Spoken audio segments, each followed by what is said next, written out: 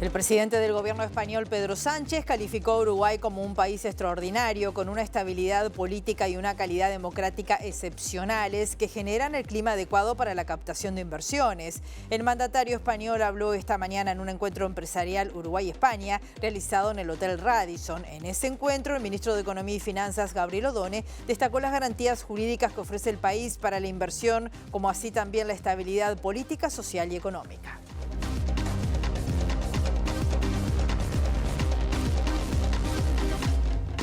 Hola, ¿qué tal? ¿Cómo están? Bienvenidas, bienvenidos a MBD Noticias. Comenzamos con la información con 10 grados a esta hora aquí en Montevideo, en la capital. Una jornada que va a seguir con el cielo nuboso, con periodos de cubierto, precipitaciones escasas y aisladas, neblinas y los vientos soplando del sector sur de 10 a 30 kilómetros por hora, con rachas de hasta 40 kilómetros por hora, dice Inumet, que ubica la máxima en 14 grados. Viendo allí ese mediodía que tenemos en Montevideo, mediodía nuboso, sepan que en Emilio Raña, entre Coronel Luca Piris y Azambulla, hasta las 23 horas hay obras de saneamiento, según informa la Intendencia de Montevideo. En Chaná, entre Eduardo Acevedo y Jackson, hasta las 18 horas también hay un corte. En Luis Alberto de Herrera, entre la Rambla Armenia y Echevarriarza, hacia el sur, está cortado también algunos de los puntos complicados de la capital a esta hora.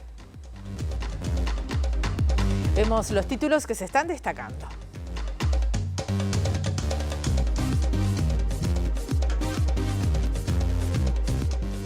A pedido del fiscal especializado en crímenes de lesa humanidad, Ricardo Percivale, la jueza en lo penal de 23º turno, Isaura Tórtora, condenó a 30 años de cárcel al militar retirado Juan Rebollo por los asesinatos de Diana Maidanek, de 22 años, Laura Raggio, de 19, y Silvia Reyes, también de 19 años, ocurridos el 21 de abril de 1974. El líder de Cabildo Abierto, Guido Manini Ríos, considera una injusticia la condena a 30 años de cárcel al excomandante en jefe del ejército Juan Rebollo como responsable de los asesinatos de las muchachas de abril. La Intendencia de Montevideo anunció las primeras 4 acciones que aplicará con carácter inmediato en materia de limpieza: la optimización y fortalecimiento de las tareas de limpieza y respuesta rápida en cada barrio, la reestructura y fortalecimiento de la recolección de residuos voluminosos y el rediseño de la recolección de material reciclable. El subsecretario de Salud Pública, Leonel Brioso, expresó gran preocupación por el aumento de casos de sífilis congénita, que han pasado de 3.000 en 2020 a más de 6.000 en 2024.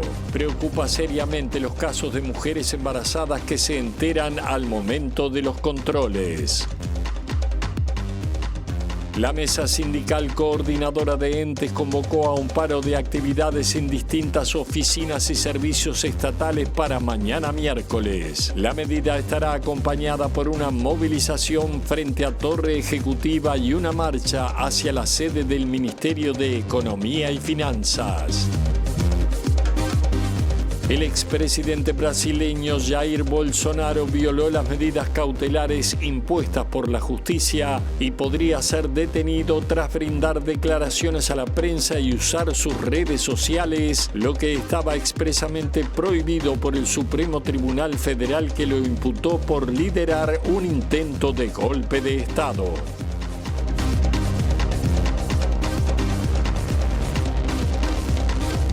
Vamos a recibir a nuestra periodista Abril Mederos, porque como decíamos está en Uruguay el presidente del gobierno español, Pedro Sánchez, y esto está trayendo una serie de novedades importantes. ¿Cómo estás, Abril? Bienvenida, buen mediodía. Gracias, Rosina. Buen mediodía. Exacto. Estamos ahora en la Torre Ejecutiva aguardando la finalización de la reunión que mantienen desde hace aproximadamente una hora el presidente Yamandú Orsi con su par español Pedro Sánchez, quien arribó esta mañana al país y mantiene una larga agenda que, bueno, va a girar en torno a la búsqueda de acuerdos comerciales con el país europeo. Se espera que tras esta reunión haya anuncios en esa línea. Otro de los tópicos centrales tiene que ver con el impulso que ambos países de gobiernos progresistas buscan hacer en lo que respecta al acuerdo entre el Mercosur y la Unión Europea. Hay que recordar el encuentro que mantuvieron con otros presidentes de la región en el día de ayer en Chile, un encuentro por la democracia. Hoy se reúnen nuevamente aquí y luego el presidente español Sánchez va a estar partiendo esta tarde a Paraguay, que va a ser su siguiente destino en esta gira que mantiene por la región. Hay que recordar que más temprano, ya lo van a decir ustedes, el presidente Sánchez formó parte de un encuentro empresarial entre referentes del empresariado uruguayo y español que se mantuvo en el Hotel Radisson. Luego, bueno, mantiene esta reunión con el presidente Orsi. Van a estar juntos en un almuerzo en la residencia de Suárez y Reyes para luego en la tarde ir a visitar a Lucía Topolansky en la chacra del Rincón del Cerro. Esa es básicamente, bueno, la jornada que le espera a Sánchez aquí en Uruguay antes de, como decíamos, partir a Paraguay. Vamos a estar ampliando esta información una vez que comience aquí en Torre Ejecutiva esta conferencia de prensa. Muy bien, Abril, volvemos cuando tú lo decidas. Y les contamos que, como decía Abril, el presidente del gobierno español, Pedro Sánchez, estuvo en una actividad hoy. En ese marco calificó a Uruguay como un país extraordinario, con una estabilidad política y una calidad democrática excepcionales. Dijo que generan el clima adecuado para la captación de inversiones. Al hablar en el encuentro empresarial desarrollado justamente en el Hotel Radisson, esta mañana Sánchez dijo que es decidido promotor del acuerdo Mercosur-Unión Europea, que creará un área de prosperidad compartida. Uruguay es un país extraordinario. Su estabilidad política, lo ha dicho el ministro, la calidad democrática son excepcionales y no tienen parangón en el conjunto de la América Latina y el Caribe. Se trata del país con mayor peso de la clase media, uno de los que representa, bueno, pues la sociedad más cohesionada, como decía antes el ministro, por tanto menor desigualdad en la distribución de la renta de toda la región. Y eso yo creo que es algo que siempre hay que celebrar, muy por encima de los retos del día a día. Esta buena gobernanza, esta buena salud democrática, esta estabilidad institucional generan algo imprescindible a la hora de hacer negocios, de emprender una aventura empresarial, que es la confianza. Una confianza que se ve reforzada en la altísima seguridad jurídica, que es una condición necesaria para atraer inversión extranjera. Por eso, para España también, como para el Uruguay, estamos apoyando decididamente la entrada en vigor del acuerdo de la Unión Europea con el Mercosur. Yo creo que no tenemos otra opción. Tenemos ya sí que sí el poder llegar a un acuerdo entre ambos bloques comerciales, porque vamos a crear un área de prosperidad compartida, un área de libre comercio, la más grande del mundo, con más de 700 millones de habitantes y que sin duda alguna lo que va a hacer es dinamizar nuestras economías, crear empleo, desarrollo, bienestar y también dar un mensaje positivo de entendimiento entre bloques comerciales, entre regiones y también entre países en un mundo que efectivamente desde el punto de vista geopolítico, como bien dice nuestro admirado Enrique Iglesias, pues es cada vez más complejo. Durante el encuentro empresarial Uruguay-España, el ministro de Economía, Gabriel Odone, destacó las garantías jurídicas que ofrece el país para la inversión, como así también la estabilidad política, social, económica. Odone expresó también su confianza en que se pueda concretar el postergado acuerdo de libre comercio entre la Unión Europea y el Mercosur. Si ustedes piensan un segundo en lo que Uruguay ha vivido desde el punto de vista macroeconómico en los últimos 40 años, en términos de shocks financieros externos, shocks de precios, cambios de precios relativos abruptos y cómo los hemos gestionado, aún en las dificultades como fue la crisis del 2002, Uruguay es un extraordinario ejemplo de cómo resistir o de nuestra capacidad de resiliencia. El presidente del Banco Central, mi colega y amigo Guillermo Tolosa, en una reunión reciente en el Fondo Monetario Internacional, en los Spring Meetings, planteaba esta tesis. Uruguay es un caso de resiliencia porque estamos inmersos en una región compleja, inestable económicamente, inestable financieramente e inestable políticamente. Y a pesar de eso, Uruguay en los últimos 40 años ha logrado mantener estándares de convivencia, estándares de cohesión, estándares de estabilidad sustanciales e incluso ha enfrentado escenarios muy complejos. Y eso es un mérito de toda la sociedad uruguaya. En este contexto, O'Donnell dijo que si bien el Mercosur debe ser mejorado, es evidente que la permanencia en el bloque es un activo que Uruguay tiene como país pequeño. Probablemente hace 4 años, si yo hubiera tenido que hablar en un foro parecido sobre la probabilidad de un acuerdo entre la Unión Europea y el Mercosur, hubiera dicho que era muy escéptico, absolutamente escéptico para que eso ocurriera. Y sin embargo hoy debo confesar que tengo albergadas esperanzas relevantes y eso tiene que ver con este cambio que ha ocurrido a nivel global. Aquí hay un conjunto de transformaciones a nivel geopolítico, lo suficientemente relevantes para que todos los jugadores que hemos jugado el partido del multilateralismo empecemos a mirar las cosas de una manera distinta. Esta mañana en el Hotel Radisson se desarrolló un encuentro empresarial Uruguay-España en el marco justamente de la visita del presidente español Pedro Sánchez, en el que se destacaron los vínculos históricos y la proyección a futuro entre ambos países, sin referirse a la posibilidad de un acuerdo comercial entre la Unión Europea y el Mercosur. El presidente de la Cámara de Comercio de España, José Luis Bonet, dijo que el Mercosur es una extraordinaria oportunidad para seguir fortaleciendo los lazos bilaterales mediante el intercambio comercial y las inversiones. Ambas naciones mantienen una relación de socios estratégicos en lo bilateral, en el marco de la Comunidad Iberoamericana y también como puentes entre la Unión Europea y América Latina. España es el principal inversor en Uruguay, con cerca de 6.000 millones de euros de stock de inversión directa. A pesar de la persistencia de desafíos estructurales, Uruguay ha logrado consolidarse como uno de los países más estables de América Latina, así como la primera economía de la región en renta per cápita. Gracias a su solidez institucional y su transparencia. En materia de comercio, los intercambios en nuestros países han crecido en los últimos años, pero se encuentran lejos del potencial que tiene.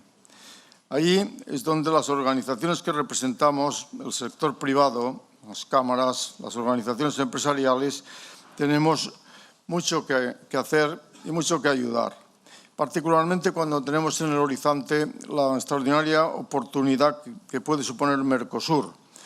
También que prospere el programa Global Gateway. En todo caso, Mercosur es la gran oportunidad. Y en el marco de esta visita del presidente del Gobierno de España, Pedro Sánchez, el presidente del Frente Amplio, Fernando Pereira, y una delegación del secretariado mantuvieron un encuentro con Pedro Sánchez. Allí se intercambió sobre diferentes temas de agenda con el fin de fortalecer justamente los lazos. Pedro Sánchez, que tiene previsto visitar a Lucía Topolansky en su chacra de Rincón del Cerro, mantuvo esta mañana entonces ese encuentro con Fernando Pereira y una delegación del secretariado en la que se intercambió sobre diferentes temas con fin de fortalecer los lazos de cooperación y además reafirmar el compromiso con el multilateralismo y el bienestar de las sociedades. Así se publicó por parte del Frente Amplio en la cuenta oficial.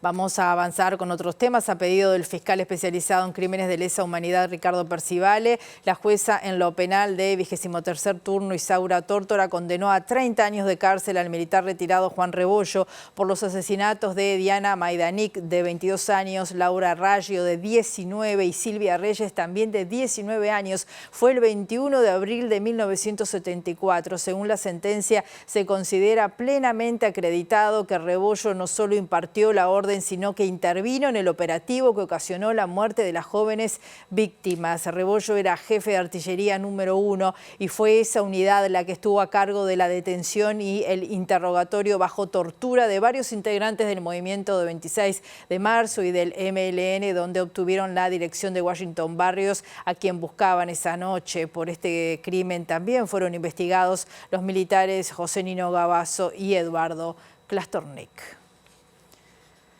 Y el presidente de Cabildo Abierto, Guido Manini Ríos, considera una injusticia la condena a 30 años de cárcel al ex comandante en jefe del ejército Juan Rebollo como responsable de los asesinatos de las muchachas de Abril. Manini negó haber sido notificado por Fiscalía por no denunciar la confesión del represor Gavazo sobre el asesinato de Roberto Comensoro en marzo de 1973 y subrayó que quien mandó archivar todo fue el presidente de la República. Hubo armas y granadas que no explotaron, tiradas por las fallecidas. Yo creo que...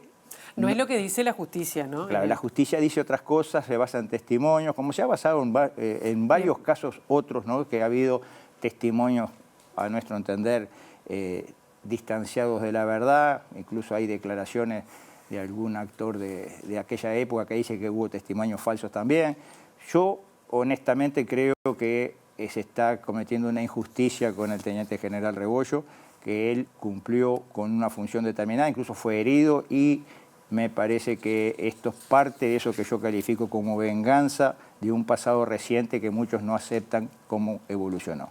Pero es un tema que no lo vamos a arreglar acá en esta entrevista. Claro, no, eso ni que hablar, pero en realidad hubo pericias forenses que decían que ellas fueron, acribilladas, no asesinadas, acribilladas. Bueno, ¿no? hay que ver cuál fue la actitud de ellas, si usaron armas, si tiraron granadas, y en un momento que se está en esa situación es difícil juzgar hoy. Manini niega haber recibido notificación de formalización en su contra por omisión de denuncia de delito, siendo comandante del ejército, cuando el ex represor José Gavazo reconoció la muerte del estudiante Roberto Comensoro en el Tribunal de Honor Militar. Estoy bien tranquilo porque para mí quedó totalmente claro que yo no oculté nada, que yo elevé todo por escrito hasta la última letra. El Tribunal de Honor se elevó completo, sin ninguna coma faltante. Quien mandó archivar todo fue el presidente de la República y el secretario de Presidencia, y en forma insólita la Fiscalía busca imputar al que elevó todo y no le dijo nada al que mandó archivar todo. Para mí claramente hay una actuación de militancia política que está muy lejos de ser justicia. ¿De qué se me puede acusar? De haber demorado. Nunca de haber ocultado, porque todo lo que se dijo estaba escrito y yo lo elevé por escrito. El presidente de Cabildo Abierto, Guido Manini Ríos, sostuvo que la coalición republicana no existe y destacó que no tiene sentido integrar una coalición para trancar. De todos modos, no descarta que en los próximos 2 años se pueda reeditar una alianza electoral como en 2019, porque, según señaló, en política todo es muy dinámico. Hablemos de la vieja coalición. Yo hoy por hoy no reconozco que exista una coalición hoy. Los partidos que integraron la coalición republicana, cada uno tiene su propia impronta, sus propias características y tienen su derecho a actuar como quieran. Nosotros, nuestra tesitura es, y lo anunciamos desde noviembre del año pasado, no es que ahora el mes pasado decidimos, no, desde noviembre del año pasado dijimos todo aquello que entendamos que es para encontrar soluciones a problemas de la gente, nos va a encontrar dispuestos a apoyar. Venga de quien venga la iniciativa.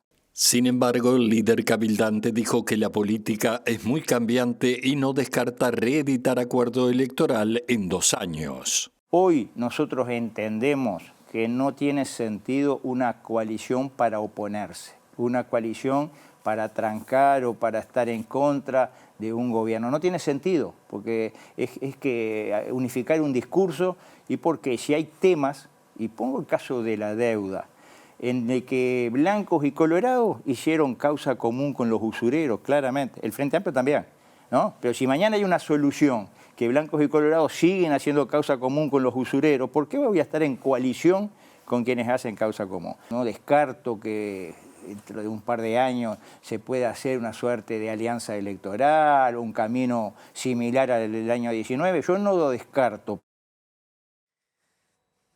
El senador opositor Luis Alberto Heber dijo que la negativa de los nacionalistas a participar del diálogo social convocado por el gobierno no se debe a una baja cantidad de delegados que tendría cada partido, sino a la esencia misma de la convocatoria. Por otro lado, dijo que la baja de delitos anunciada por el Ministerio del Interior este lunes es una buena noticia que fue posible, aseguró, porque el ministro Carlos Negro continúa aplicando la estrategia de seguridad definida por el Partido Nacional.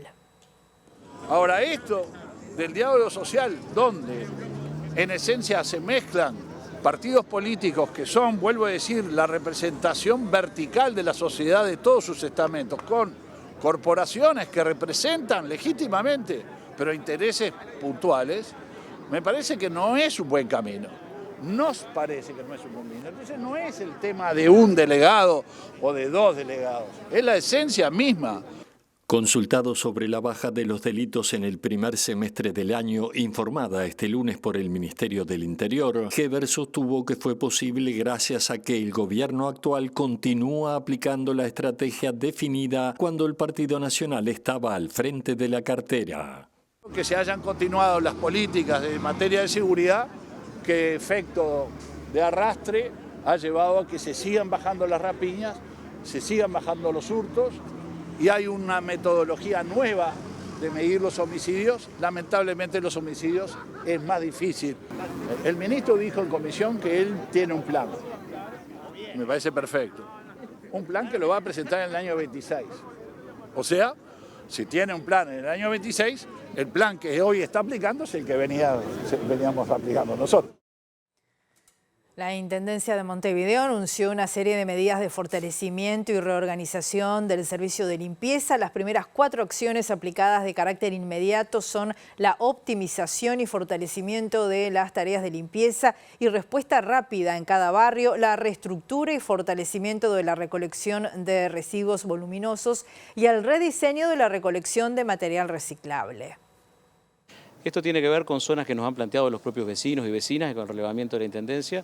Son 8 zonas que hoy presentamos el mapa de donde estamos atacando en distintos municipios, que a partir de esta semana ya estaremos trabajando con maquinaria pesada, con camiones, con cuadrillas, y que es la etapa previa al lanzamiento en agosto de un programa que se llamará Nuestro Barrio Limpio y que buscará en forma transversal trabajar sobre estas zonas, involucrando sobre todo a vecinas y vecinos. Esta primera etapa va a ser limpieza en zonas críticas, pero ya en agosto a eso le sumaremos un abordaje transversal de las distintas áreas de la comuna y fundamentalmente el involucramiento de municipios, vecinas y vecinos. Y lo otro que presentamos hoy es un nuevo diseño del servicio de recolección de residuos voluminosos, buscando que la población tenga certezas de que el sillón ya no va más al costado del contenedor, no va más en la esquina, que hay un servicio gratuito que se brinda, como ya hace tiempo, pero que se va a dar no solamente en forma gratuita, sino semanal en cada municipio. Ahí están las fechas y los días para cada municipio y que la población tendrá que solicitarlo. Si tengo residuo voluminoso, solicito el servicio, sé que en mi territorio van a estar pasando a determinado lugar y a todos aquellos que se anotaron se lo vamos a pasar a buscar. El Ministerio de Salud Pública expresó su preocupación por el aumento de casos de sífilis congénita que han pasado de 3.000 en 2020 a más de 6.000 en 2024. Además, existe una enorme diferencia entre las situaciones detectadas en salud pública y la privada. Y según el subsecretario de Salud Pública, Leonel Brioso, preocupa seriamente los casos de mujeres embarazadas que se enteran al momento de los controles. Es una situación preocupante, no es una situación exclusiva de Uruguay, hay una reemergencia de la sífilis a nivel global, sobre todo en los países con mayor problemas, en América Latina y el Caribe esto es bastante acuciante y lo que también nos preocupa es una diferencia muy grande que hay entre los casos que se dan en el subsector público, donde se atienden las personas con mayores dificultades económicas y sociales, que en el subsector privado. En particular estamos también extremadamente preocupados con una particular población que es la población de las mujeres embarazadas que se contagian con esta enfermedad, que se pueden diagnosticar y lo hacen en el control del embarazo, porque el control del embarazo en el Uruguay las mujeres son muy responsables, se controlan, se tratan, pero vuelven a ser infectadas por sus parejas que no se tratan. Y eso lo hemos visto en un porcentaje muy elevado y además con una gran discordancia entre lo que ocurre en las mujeres con mayores niveles de vulneración de derechos y las que están en una situación más acomodada de alguna manera, Para que se hagan una idea los televidentes, Uruguay tiene como dos países adentro en sífilis congénita, que es esto. Uno que se comporta como Canadá, que es el subsector privado, y otro que se comporta como Namibia, que es un país donde hay una epidemia muy importante, que es el subsector público. Segundo bloque de MB Noticias. Continuamos con información con 10 grados hasta ahora aquí en Montevideo. El Ministerio de Desarrollo Social firmó un convenio con el Tribunal de lo Contencioso Administrativo que va a permitir el acceso a la justicia de las personas con discapacidad. La Dirección Nacional de Discapacidad asesorará y brindará las herramientas necesarias para que el tribunal incorpore la perspectiva de derechos en la atención a los reclamos judiciales impugnados por personas con discapacidad. Sucede que de repente una persona acude al tribunal y es una persona que necesita, por ejemplo, un intérprete de lengua de señas para poder comunicarse.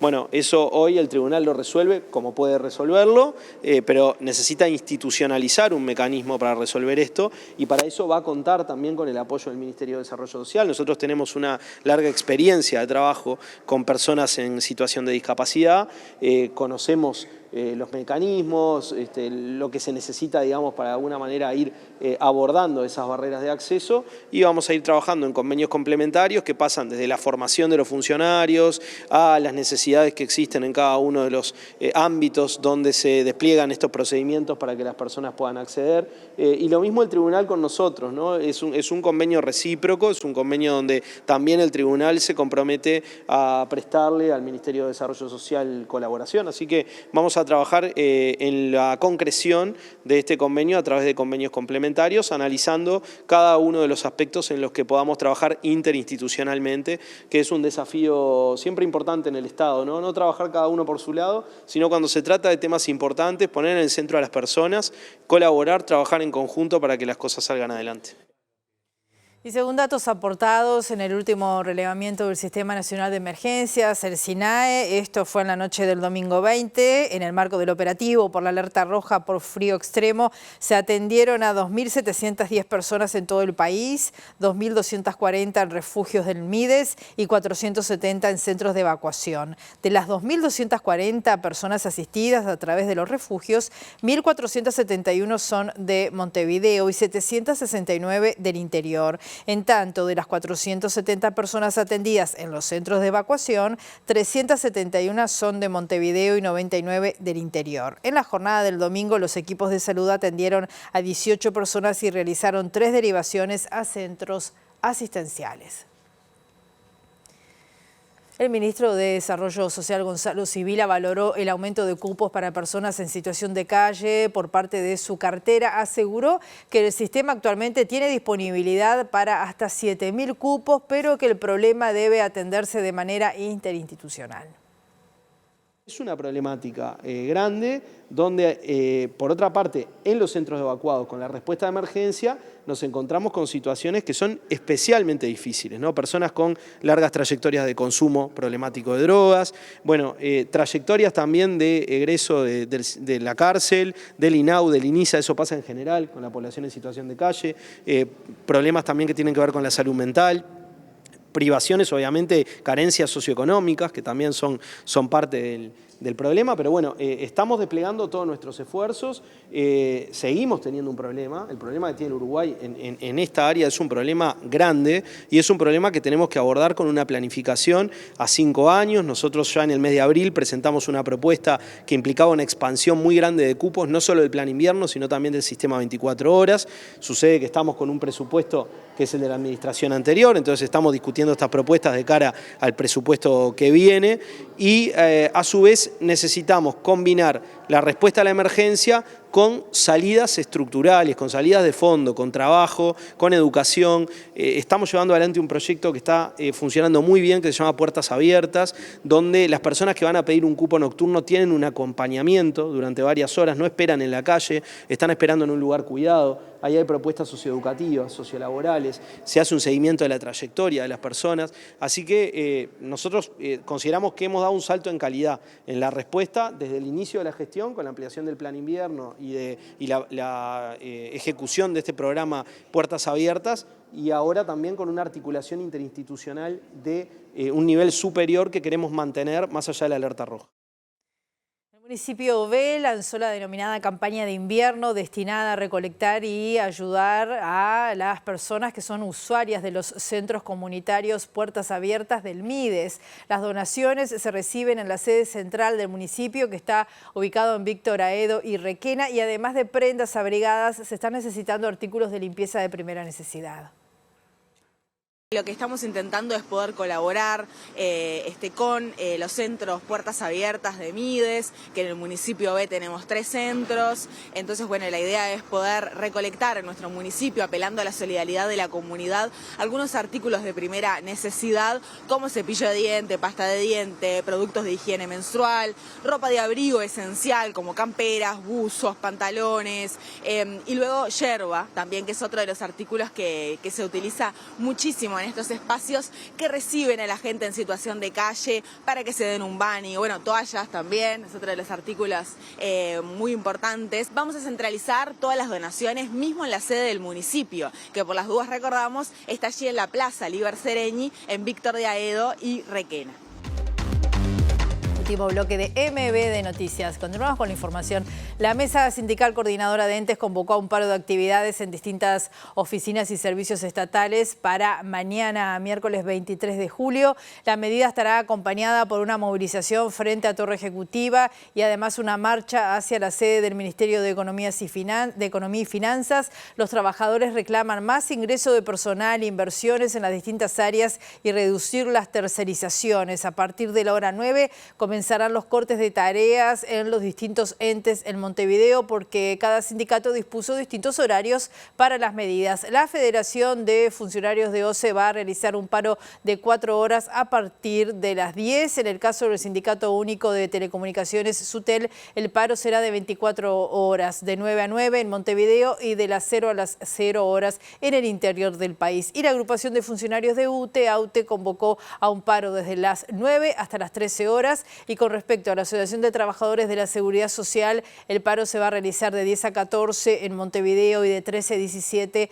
en el interior del país, según informaron los trabajadores mediante un comunicado. Ahora recibimos a nuestro periodista, Eduardo Delgado. Está sesionando la mesa representativa de FOSE. ¿Cómo estás, Eduardo? Bienvenido.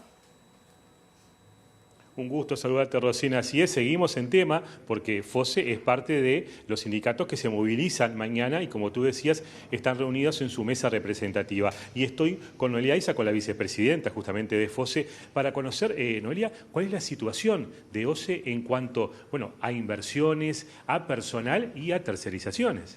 Bueno, nosotros en este momento estamos en una mesa representativa evaluando justamente la posibilidad de intensificar nuestras medidas.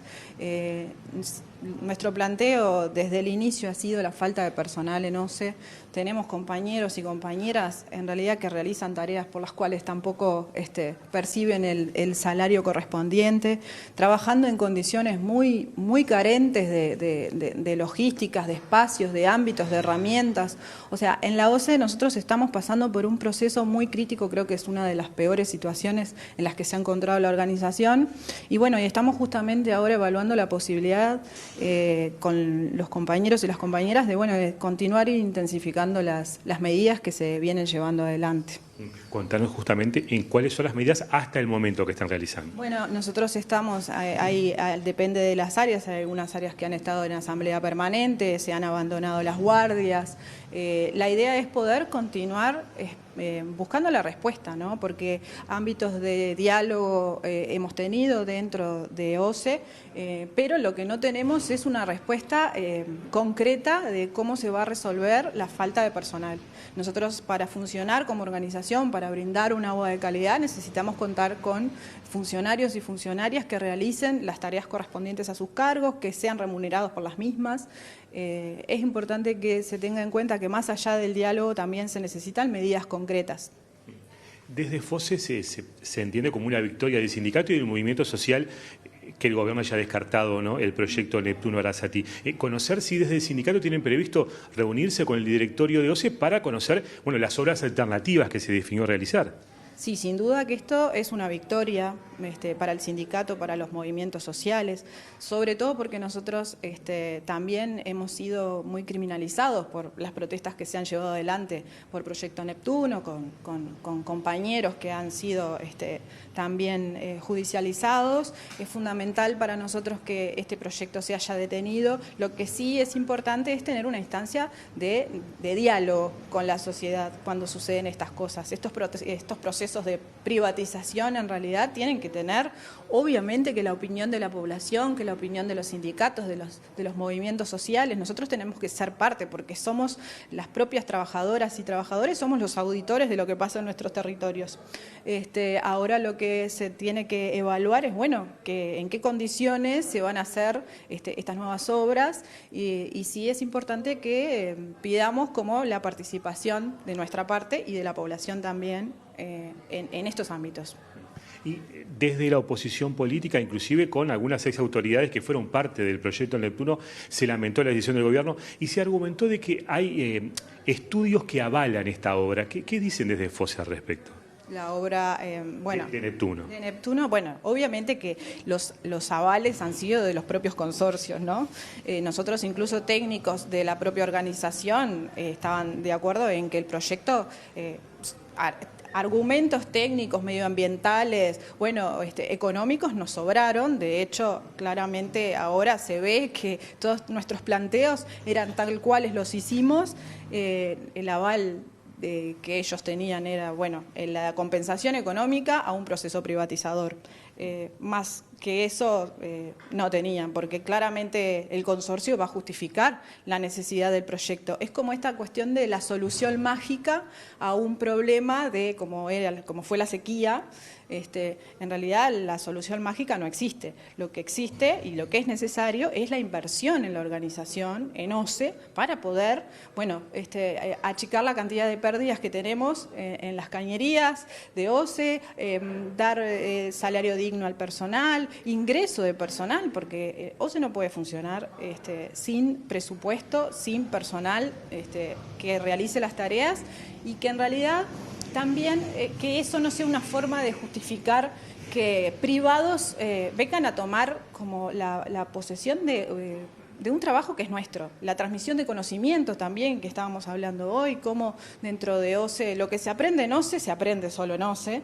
Y los compañeros se van y vienen compañeros o compañeras tercerizadas, personas tercerizadas que después, en realidad, ese conocimiento no continúa, o sea, queda perdido. Nosotros lo que tenemos que afianzar es justamente que la institución funcione como debe funcionar, con una estructura fuerte, sostenible, y que, por supuesto, la privatización no sea la manera de solucionar las problemáticas de base que tenemos en la organización.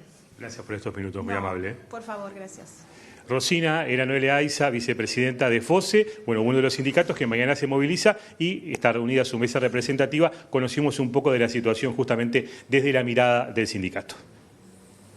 Muchas gracias, Eduardo. Volvemos rápido con Abril Mederos. Ya está comenzando la conferencia de prensa a cargo del presidente de la República, Yamandu Orsi. Con España, si bien hoy le dimos forma a algunos acuerdos concretos, se podrán imaginar que la agenda de temas que nos convoca siempre es bastante más amplia, desde los temas más macro de la futura relación más intensa y más íntima entre el Mercosur y la Unión Europea, hasta temas bastante más terrenales y concretos y que se terminarán de definir en estos próximos días, como por ejemplo la libreta por puntos y el ejemplo de la Autoridad del Tráfico de España, que a nosotros nos viene ayudando y mucho.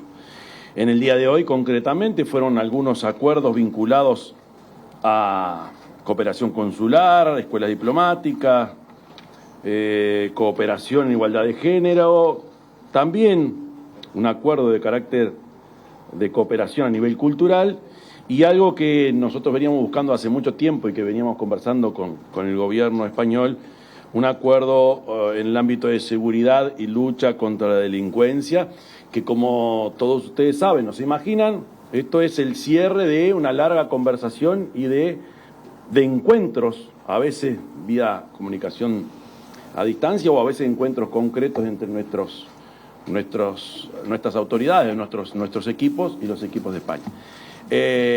Tuve la oportunidad, no hace tantos días, de estar allí en Sevilla, donde entramos en otra dimensión, que es la dimensión de carácter mundial y de cooperación y de asistencia al desarrollo, y ahí el agradecimiento a usted, señor presidente, y a todo el Reino de España para encontrarle salida a lo que el mundo del sur o a lo que el sur está reclamando, pidiendo o solicitando, y la respuesta del gobierno español fue inmediata y de verdad nos trajimos muy buenas noticias para nuestro continente. Así que el agradecimiento, la bienvenida y lo que dije al principio, esto es fruto de una larga historia de relaciones y que va a seguir con el tiempo, pero que además necesita de muchos encuentros, a veces más formales, a veces no tanto, que nos permiten seguir entendiendo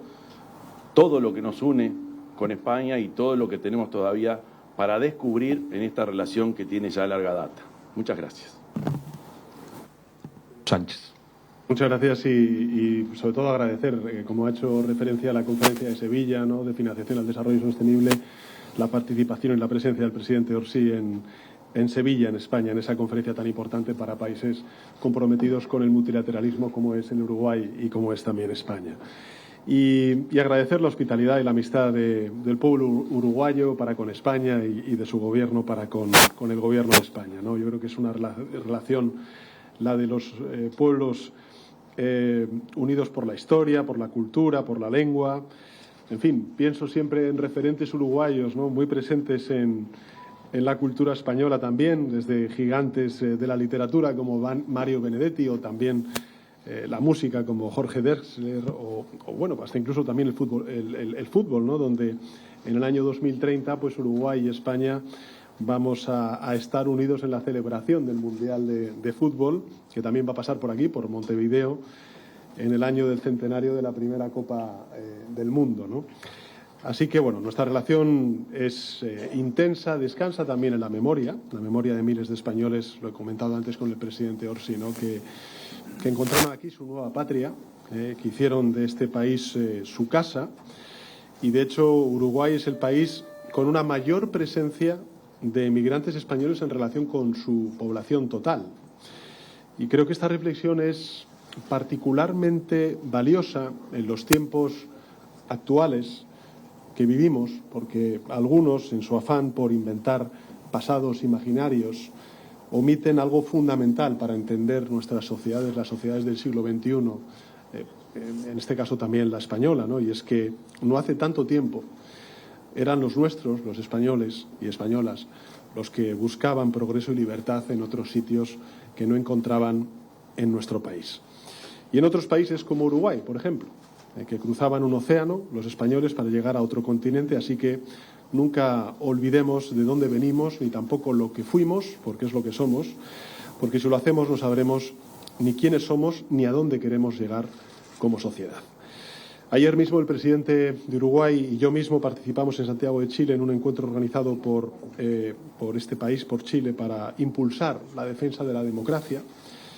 Y hoy aquí en Montevideo tenemos la oportunidad de centrarnos en la relación entre nuestros dos países, dos democracias vibrantes, unidas por una relación basada en intereses compartidos, unidas también por una visión compartida de la necesidad de defender la democracia, como he dicho antes, los derechos humanos, de focalizarnos en la cohesión social, de anticiparnos a los desastrosos y calamitosos efectos de la emergencia climática, también de reforzar el multilateralismo. En definitiva, creo que muchos de todos estos aspectos de esta mirada compartida entre Uruguay y España vienen recogidos en la declaración conjunta, a la cual ha hecho referencia antes el presidente Orsi, en la que trazamos un camino de futuro en muy diversos ámbitos. Se articula en torno a 6 acuerdos de colaboración que acabamos de firmar, que son acuerdos muy importantes para la ciudadanía, tanto de Uruguay como de España, y que tienen que ver, por ejemplo, con la cooperación en la lucha contra la delincuencia transnacional, la cooperación para el desarrollo sostenible, la igualdad real y efectiva entre hombres y mujeres o también la cultura.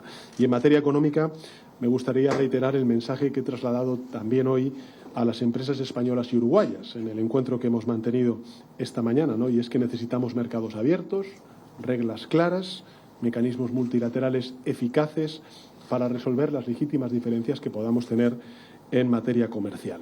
Y en este contexto, tanto el presidente como yo mismo, pues hemos vuelto a compartir la necesidad imperiosa, yo diría, máxima, de culminar el acuerdo de la Unión Europea-Mercosur, que puede cerrarse y entrar en vigor lo antes posible.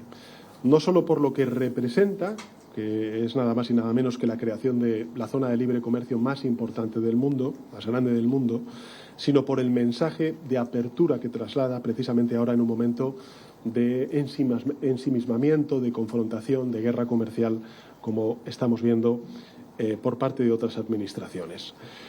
Presidente Orsi, hace 40 años que Uruguay recuperó la democracia, por cierto, no mucho tiempo después de lo que hiciera España, y ese mismo año mi país hacía realidad el ansiado sueño de adherirse a la hoy Unión Europea.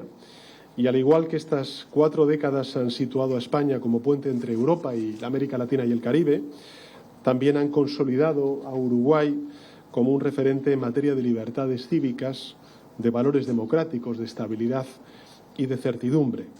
Así se percibe en esta región y así se percibe también en Europa y en el resto del mundo. Ese prestigio bien ganado es mérito de toda la sociedad uruguaya, pero debe también mucho a la talla de referentes morales como nuestro querido Pepe Mujica. Y hoy voy a tener el honor de reunirme con su mujer, con Lucía, y compartir con ella algunas reflexiones.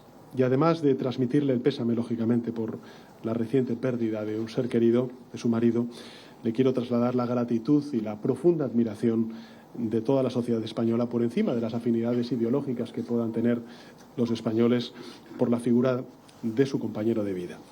El legado del Pepe sigue más vivo que nunca en aquellos para los que siempre fue un referente y una brújula, y vamos a seguir trabajando por defender y avanzar en los valores y en los ideales a los que dedicó su vida. Bueno, en fin, confío, y con esto termino, en que Uruguay y España podamos seguir caminando juntos en el mundo, contagiando ese espíritu de consenso, diálogo y progreso que necesitamos ahora mismo más que nunca en este contexto internacional tan difícil y tan complejo. Nada más y muchas gracias. Muy bien, vamos a abrir ahora un espacio de preguntas que estarán a cargo de los colegas uruguayos acreditados. Muy bien, hasta allí veíamos la conferencia de prensa de los 2 presidentes, del presidente del gobierno español, Pedro Sánchez, y del presidente de la República, Yamandú Orsi, a propósito de este encuentro y de esta serie de encuentros y de acuerdos que se han logrado a lo largo de esta mañana. Vamos a profundizar y ampliar la información, obviamente, en nuestra edición central. Nos vamos, que pasen bien, volvemos a las 18:30.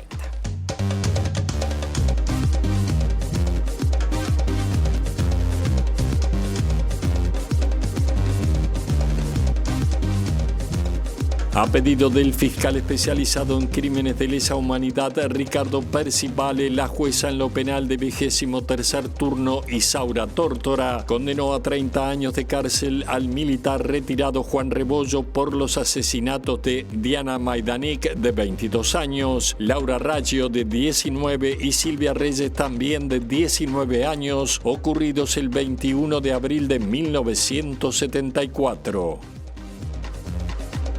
El líder de Cabildo Abierto, Guido Manini Ríos, considera una injusticia la condena a 30 años de cárcel al excomandante en jefe del ejército Juan Rebollo como responsable de los asesinatos de las muchachas de abril.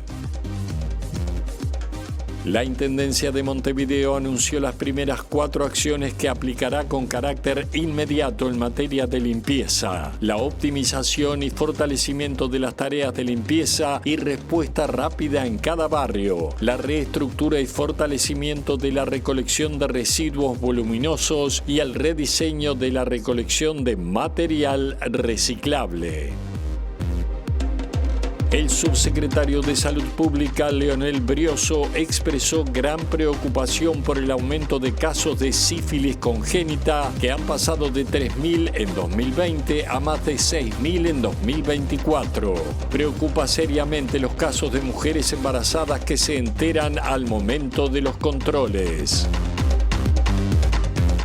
La Mesa Sindical Coordinadora de Entes convocó a un paro de actividades en distintas oficinas y servicios estatales para mañana miércoles. La medida estará acompañada por una movilización frente a Torre Ejecutiva y una marcha hacia la sede del Ministerio de Economía y Finanzas. El expresidente brasileño Jair Bolsonaro violó las medidas cautelares impuestas por la justicia y podría ser detenido tras brindar declaraciones a la prensa y usar sus redes sociales, lo que estaba expresamente prohibido por el Supremo Tribunal Federal, que lo imputó por liderar un intento de golpe de Estado.